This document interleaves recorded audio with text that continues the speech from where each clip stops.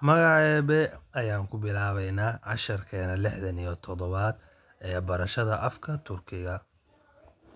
Maanta waxaan isla baranaynaa ders 67 casharka 67 kıyafetler ve renkler.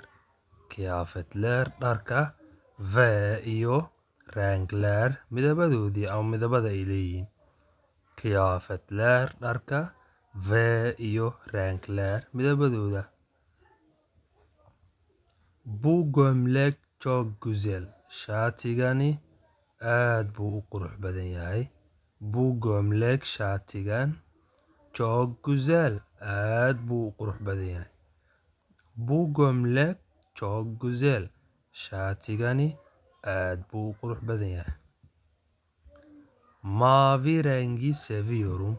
Midabka buluuga waan jeclahay ama waan jeclahay midabka buluuga. Mavi rengi seviyorum. Midabka buluuga waan jeclahay.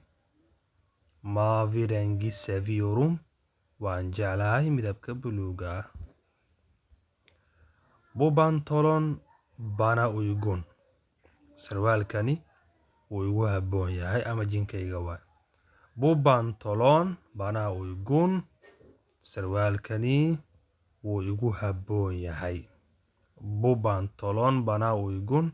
Sarwaalkani wuu igu habboon yahay. Siyah ayakkabı almak istiyorum. Waxaan rabaa inaan iibsado kabaha madowga.